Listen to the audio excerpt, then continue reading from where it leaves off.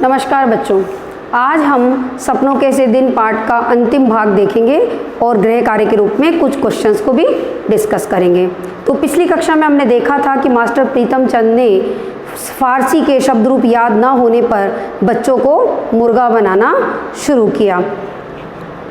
पीठ ऊंची कर कान पकड़े, यानी बच्चों को पीठ ऊंची कर कान पकड़वाया, यानी उन्हें मुर्गा बनाया। एक एक करके सभी बच्चों की बारी आ रही थी। लेखक ने कहा कि अभी मेरी और मेरे दोस्त हंसबल की बारी आती, उसके पहले ही मेरे जैसे, लेखक कह रहा है कि मेरे जैसे डरपोक बच्चे तो कहीं ऐसा ना था कि कान पकड़ते ही गिर पड़ते, क्योंकि कान पकड़ने पर बड़ी पैरों में दर्द और जलन होने लगती थी। तो कहा कि जब मेरी और हंसबल की बारी आई तब तक हेडमास्टर शर्मा जी जो थे वो अपने दफ्तर में आ चुके थे, और जो हेडमास्टर शर्मा जी हैं वो पूरब में बने सरकारी अस्पताल में डॉक्टर कपलास से मिलने गए थे और वहाँ से अब अपने दफ्तर में सीधे आ रहे थे। और जैसे ही हेडमास्टर साहब स्कूल में दाखिल होते हैं, अपने दफ्तर की तरफ पहुंचते हैं, तो उनकी नज़र कक्षा 4 पर पहुंचती है, यानी चौथी कक्षा में देखते हैं कि इस तरह से बच्चों को पनिशमेंट दिया जा रहा है। और वो बड़े ही गुस्से में लाल पीले होते हुए उस कक्षा में आते हैं और मास्टर प्रीतम चंद को डांटते हुए कहते हैं कि व्हाट आर यू डूइंग, ये क्या कर रहे हो? Is it the way of to punish the student of 4th class? क्या चौथी कक्षा को पनिशमेंट देने का ये तरीका है? इस तरह से उन्होंने मास्टर प्रीतम चंद को डांट लगाई।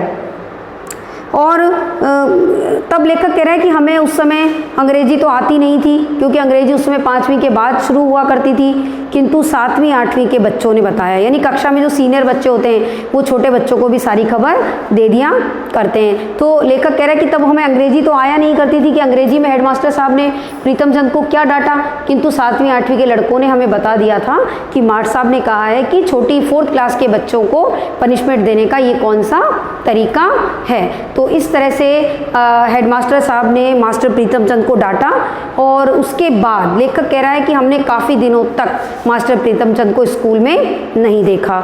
और फिर काफ़ी दिनों बाद मास्टरों से हमने सुना, आपस में टीचर्स बात कर रहे थे कि हेडमास्टर साहब ने पीटी मास्टर को मुअत्तल कर दिया, यानी सस्पेंड कर दिया है।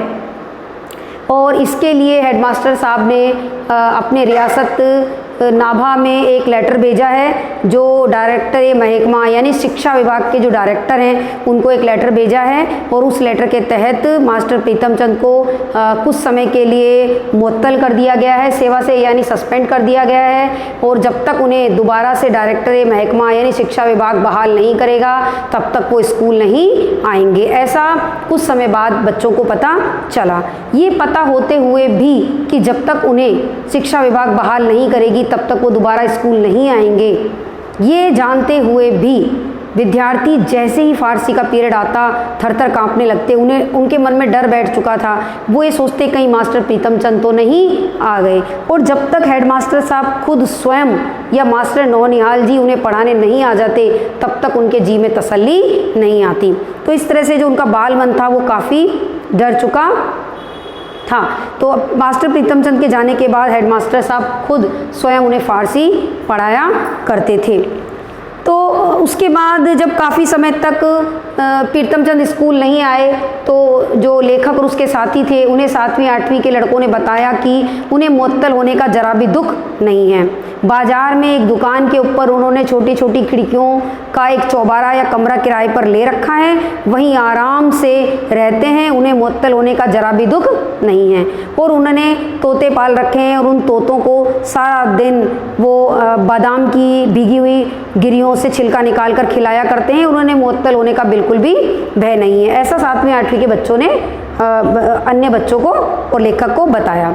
लेखक कह रहा है कि हम भी उन 7वीं 8वीं के लड़कों के साथ मास्टर प्रीतम चंद के चौबारे में गए थे, क्योंकि अक्सर मास्टर प्रीतम चंद उन लड़कों से अपने घरेलू काम कराया करते थे। तो इस तरह से लेखक कह रहा है कि हम भी उन लड़कों के साथ गए थे और हमने भी मास्टर साहब को देखा था और मास्टर साहब के उन तोतों को भी देखा था, जिनको अक्सर वो उनसे मीठी मीठी बातें करते और उन्हें बादाम की गिरियाँ खिलाया करते थे।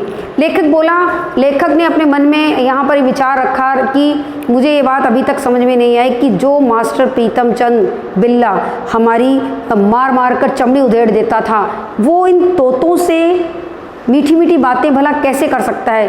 क्या उन तोतों को मास्टर साहब की नीली भूरी आंखों से डर नहीं लगता? हमें तो डर लगता था। तो लेखक कह रहा है कि हमारे लिए तो ये एक चमत्कार ही था कि जो मास्टर प्रीतम चंद बिल्ला हमारी खाल उधेड़ देता था, वो तोतों से मीठी मीठी बातें कैसे कर सकता था। लेखक कह रहा हमारे लिए तो अलौकिक और अद्भुत ही था कि मास्टर साहब का जो व्यक्तित्व था वो काफ़ी दोहरा था।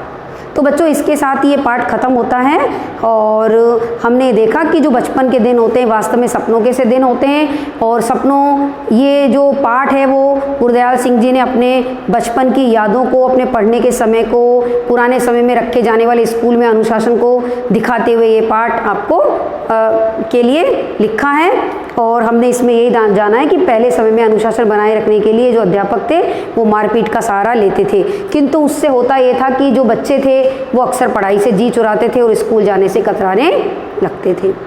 तो बच्चों आज ये पाठ खत्म होता है और अब हम इसके गृह कार्य के रूप में इसके क्वेश्चंस को देखते हैं। पिछली कक्षाओं में प्रश्न नंबर 1, 2, 3 और 4 हम कर चुके हैं।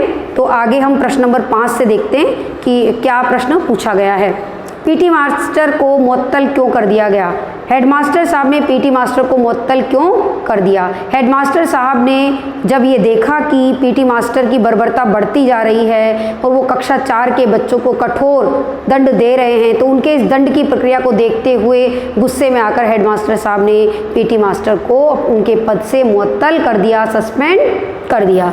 वहीं अगला प्रश्न है, कब और क्यों स्कूल जाना अच्छा लगता था? यानी जो लेखक था उसका बाल मन हमेशा उदास रहता, स्कूल जाना उसे पसंद नहीं था, लेकिन क्यों और कब उसे स्कूल जाना अच्छा लगता था? स्कूल में जब पीटी मास्टर स्काउट की परेड कराते, नीली पीली झंडियां लेकर आगे पीछे करवाते और धोबी की धुली हुई वर्दी पहनने को मिलती, बूट पहनने को मिलता, तो लेखक को उन दिनों स्कूल जाना अच्छा लगता था। काम को पूरा करने की योजना व काम ना होने पर किसकी भांति बहादुर बनने की बात होती?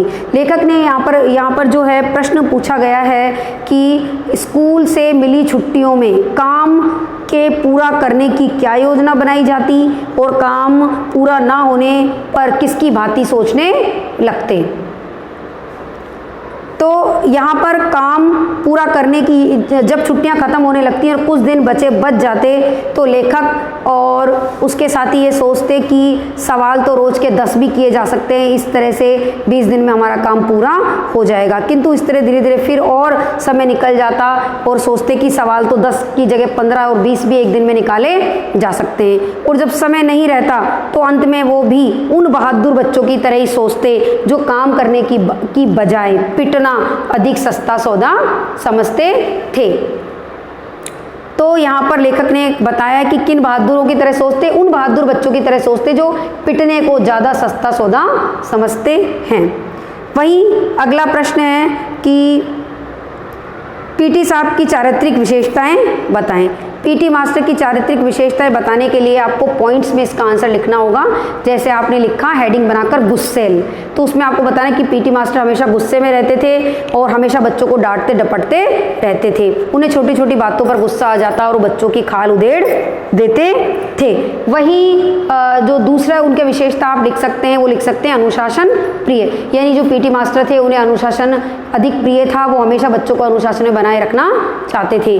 वहीं आप अगला लिख सकते हैं दोहरा व्यक्तित्व। पीटी मास्टर का जो व्यक्तित्व था वो दोहरा था। एक तरफ वो बच्चों को अनुशासन में रखने के लिए मारते पीटते और वहीं वो पक्षियों से प्यार किया करते थे। अगला आप लिख सकते हैं पक्षी प्रेमी। यानी जो पीटी मास्टर थे वो पक्षी प्रेमी थे और उन्हें पक्षियों से प्यार था और पक्षियों से मीठी मीठी बातें करते और उनकी देखभाल किया करते थे। तो इस तरह से आप 4 पॉइंट्स बनाकर इसका आंसर लिखेंगे। वहीं अगला प्रश्न है कि पाठ में अनुशासन को बनाए रखने के लिए क्या क्या युक्तियाँ पहले समय में काम में ली जाती थी और किंतु वर्तमान में उन युक्तियों की प्रति क्या मान्यता है। प्राचीन समय में अनुशासन, या हम कह सकते हैं कि पहले समय में अनुशासन को बनाए रखने के लिए मारपीट और दंड का प्रावधान था। अध्यापक हमेशा कड़ा दंड दिया करते थे बच्चों को और उससे वो अनुशासन बनाए रखने की कोशिश करते थे। किंतु वर्तमान संदर्भ की अगर हम बात करें तो अनुशासन बनाए रखने के लिए दंड देना उचित नहीं माना गया है। यहाँ तक कि शिक्षा मनोविज्ञान और बाल मनोवैज्ञानिकों का भी ये मानना है कि शिक्षा जो है वो फ्रेंडली माहौल में होनी चाहिए, सौहार्द के माहौल में होनी चाहिए, बच्चों को प्रेम से पढ़ाया जाना चाहिए और उनके रुचि के विषय ही उन्हें पढ़ाए जाने चाहिए। तो दंड देना सर्वथा गलत बताया गया है। वहीं जो 10वां प्रश्न है, ये प्रश्न है कि आपको अपने पढ़ाई के दिनों में कुछ खट्टी मीठी यादें हैं, उन यादों को आपको लिखना है। तो इस प्रश्न का उत्तर आप अपने हिसाब से ही लिखेंगे। वहीं आखिरी प्रश्न है 11वां प्रश्न कि अक्सर हमने देखा है कि माता पिता खेलने कूदने से बच्चों को रोका करते हैं और वो खेलने कूदने को बच्चों का टाइम वेस्ट मानते हैं कि इसमें बच्चे अपना समय बर्बाद करते हैं। तो बच्चों इसमें 2 प्रश्न हैं कि आप बताएं कि माता पिता तो खेल को समझते हैं कि समय की बर्बादी है, खेल आपके लिए क्यों ज़रूरी है। इस प्रश्न का उत्तर है कि खेल हमारे शारीरिक और मानसिक विकास को बनाए रखने के लिए आवश्यक है। खेल से मित्रता की भावना उपजती है, साथ ही व्यक्ति अनुशासित होता है और ग्रुप में रहना सीखता है। इसलिए खेल हमारे जीवन के लिए अत्यंत आवश्यक है।